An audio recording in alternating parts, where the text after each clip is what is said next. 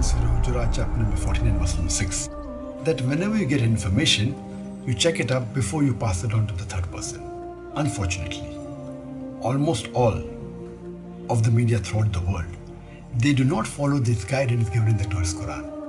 And this is exactly what happened just recently when an article came in most of the Indian newspapers, headlines, as well as the news channels, that I was responsible for inspiring one of the terrorists of the attack in Dhaka in Bangladesh.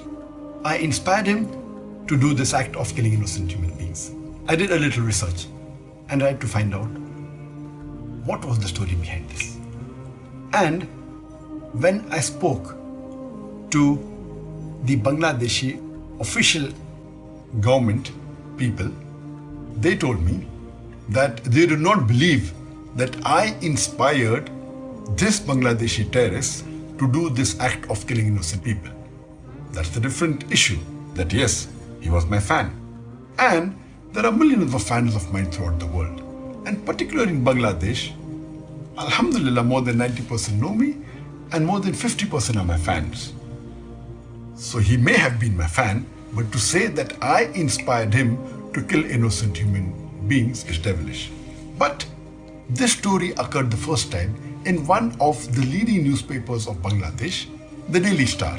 And what they did to sensationalize it, when they knew he was my fan, they went on to say that Dr. Zakir Naik, an Islamic preacher, he inspired the terrorist to do this act of killing innocent people, which is devilish, and this was picked up by the Indian media without verifying it. I challenge any of the media, whether it be the newspaper or from the channels, to show me any official source from the Bangladeshi government which says that they believe that this act was inspired by Dr. Zakir Naik of killing innocent human beings. This paper went to the extent of saying that I am banned in many countries, including Malaysia. The only country that I am aware of where I was banned once from entering was UK. I don't have any proof that any country has banned me officially.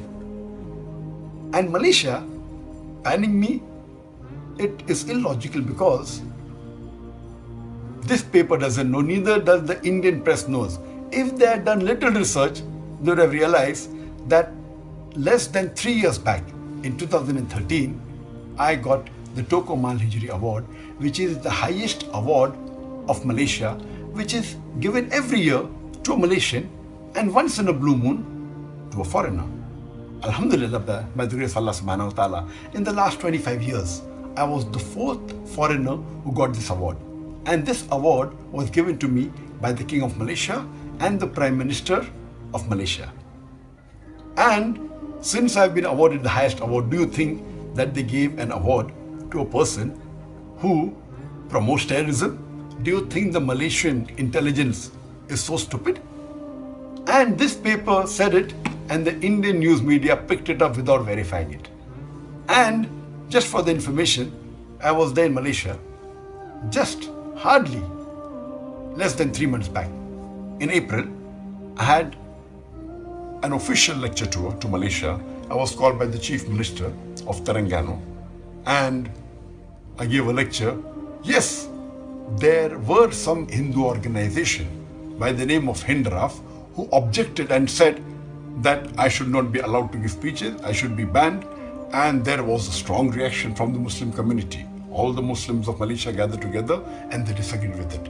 So much so that in a span of 4 days, I met 14 ministers from this country, Malaysia.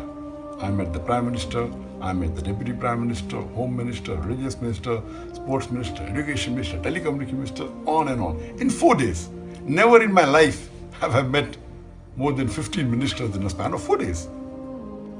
Alhamdulillah, my fan following in Malaysia is also very high. Just because one Hindu organization does not want me to come to Malaysia, that does not mean that the Malaysian government banned me.